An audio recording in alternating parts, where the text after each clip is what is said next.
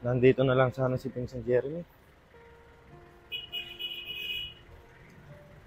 Vincent Jeremy? Saan? Oh, San Mando, ikaw pala. Saan? Naparito ako dahil nagsiset ng reunion yung mga kamag-anak natin. Basan, mukhang masaya na. Oo, San. Ilang taon na rin kasi mula nung last reunion natin. Kaya nga San eh. Alam mo, madami ko rin naubos na pera noon, nung last reunion natin. Maliit na bagay lang naman sa yun, San eh. Tsaka mga kamag-anak din naman natin yung mga nabigyan mo. Oo nga San, okay lang yun. Malay mo, magbibigay ako ulit sa next reunion natin. Sige, San. Para naman maging masaya ulit yung reunion natin. Nga pala, San, ba't di mo ako pameriendahan? Naku, di pa kami nag-grocery San. Tubig, gusto mo San? Di bali na lang. O sige na, San. Puntahan ko muna saglit si San Gilbert. Sabihan ko din siya. Ano? Sasama pa yun? Eh wala namang mayayang bag yun eh. Kahit na, San, kamag-anak pa rin naman natin yun eh. Tsaka di naman kailangan yung ambagan na ganyan. Baka nakakaya lang yun dun San. Baka mangalakal lang yun dun. Grabe ka naman, San. Alam naman sigurong yung lugar ni Insang Gilbert yung trabaho niya. Ikaw bahala San. Magkakasaya ka lang ng oras kay Gilbert. Sige na, San. Puntahan ko na muna si San Gilbert. Sige San. Sige, alis na ako.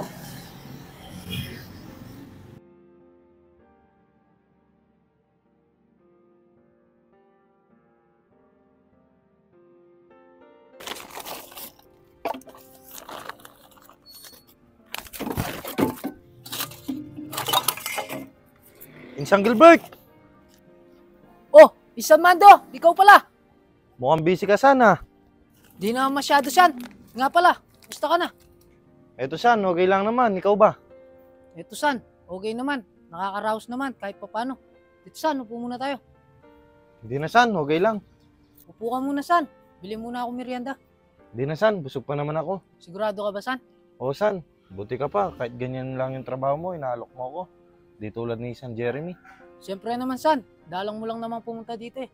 Salamat talaga, San, ha? Naparito ako para paalam sa'yo na nagsiset ng reunion mga kamag-anak natin. Talaga ba, San? Kailan yan? Mukhang masaya yan ah. Baka sa Sabado na siguro, San. Huwag kang mawawala dun, ha? Sige, San. Pero di pa ako sigurado ah. Nakakaya kasi sa mga kamag-anak natin eh. Bakit naman, San? Sila kasi, San. Maganda na yung buhay nila. Ako, ganito pa rin. Tsaka wala akong mayambag doon. Ano ka ba naman, San? Hindi naman importante ang ambagan dun. At di naman importante ang estado ng buhay mo. Ang importante, mag-attend ka at makilala mo ang kamag-anak mo. Sa bagay, San, tama ka. Pero sige, susubukan ko. Ano susubukan? Basta, huwag kang mawawala dun, ha?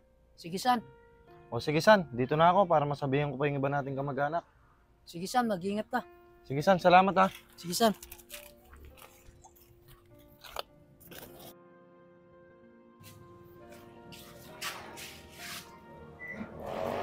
San! San! Tatanong ko lang sana kung sasama ka ba sa reunion natin. Aba, syempre naman. Di naman ako pwede mawala dun. Ako kaya nagbibigay ng mga pera dun. Ikaw, pupunta ka ba? Wala ka naman mayayang bag dun ah. Tsaka walang kalakal dun. Grabe ka naman, San. Kahit wala naman siguro may hambag doon.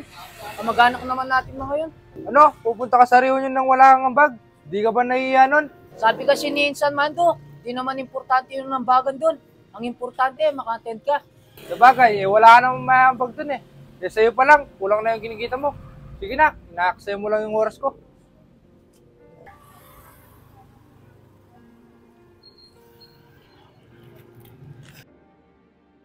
Buti pa nga kayo, may reunion eh. Pre, may barya ka ba dyan? Tulong natin sa tao. Pre, sakto, may 20 ako dito. Oo, tulong na natin yun, pre. Bro, eto, barya, konting tulong. San, ikaw pala. Pre, pinsan mo? Hindi pre, wala akong kamag-anak na ganyan yung estado ng buhay. Tsaka yung mga kamag-anak ko pre, magaganda ang buhay. Hindi ko nga kilala yan eh. Kuya, salamat dito ha. Sige, wala nga naman. Kuya, dito na ako. Kawawa siya no, pre. Vincent Jeremy? San? Oh, Armando.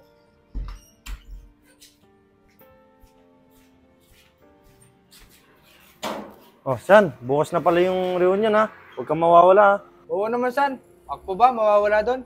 nakapag-withdraw na nga ako ng pamimigay kong pera dun eh. Sige San, puntahan ko muna si isang Gilbert.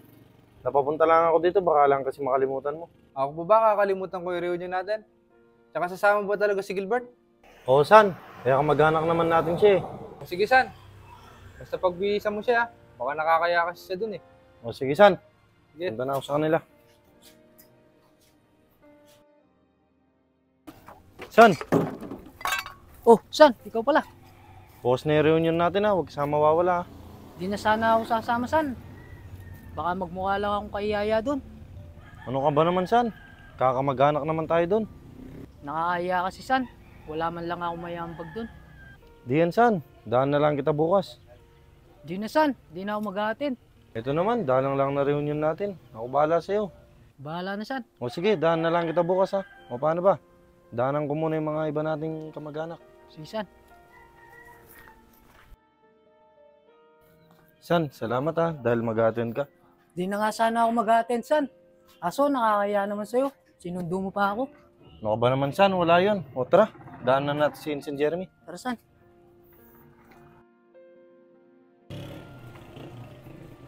O, San, tara na. Oh, San, kayo pala. Kasama talaga si Gilbert, no? Bert, sabihin ko lang sa'yo ha, huwag kang mangalakal doon. Bigyan mo naman ng kaya yung sarili mo. Grabe ka naman San. Di San, tignan mo naman yung suot niya. Kayaya, basahan lang namin yan eh. Sabagay, wala ka naman pambili. San Jeremy, ba't ganyan ka naman sa akin? Porke ba ganito na yung estado ng buhay ko? Di mo na ba ako ituturing bilang kamag-anak mo? Paano? Ikaw na lang nga tayo natitira kong kamag-anak na ganyan ng buhay. Ako nagsiyap pa lang sana. Tignan mo saan man do.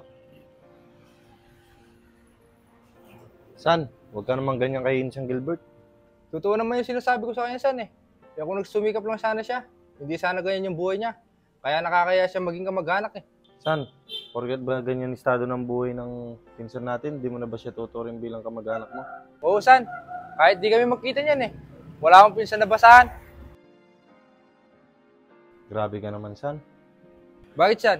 Nung ako ba yung naghihirap, kilala niya ba ako? Ice candy! Si San Gilbert pa. San Gilbert!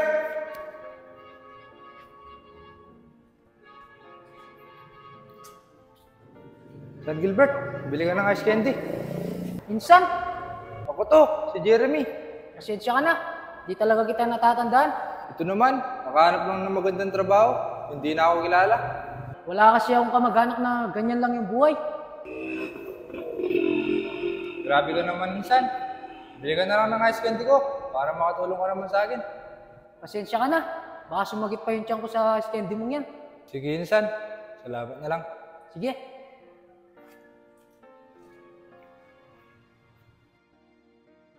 Ice candy! Oh, Insan!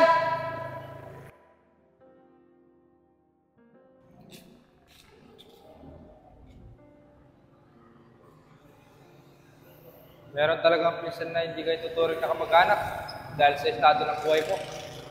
Kaya pangako ko, susumikap ako para balang araw, hindi ako minamalit. Di ba, Bert? Halos hindi mo ako ituring na kamag-anak nun eh. Pero San, pinagsisihan ko naman lahat yun eh. Oo, siguro, pinagsisihan mo na ngayon. Dahil walang-wala ka na ngayon. Pasensya ka na talaga, me. San, pinagsisihan naman ni Gilbert. Patawarin mo na siya. Magkakamag-anak naman tayo. O sige, total, kadugo naman natin to. Napatawad na kita, Bert. Pero Bert, isa lang masasabi ko sa'yo. Sana tumatak sa isip mo. Kahit anong estado ng buhay ng kamag-anak mo, tuturing mo pa rin silang bilang pamilya mo. Hindi porket ikaw yung nasa taas, hindi mo rin sila ituturing bilang kamag-anak mo. Oo, Insan. Pinapangako ko sa iyo yan. At itatatak ko sa isip ko yan. Pasensya ka na talaga. San, sana maging aral sa iyo yan. Oo, San. Salamat ha. San Jeremy, salamat din ha. Wala yun, Bert. Oh, tara, sabay-sabay na tayong pumunta sa reunion natin. Tara. Tara.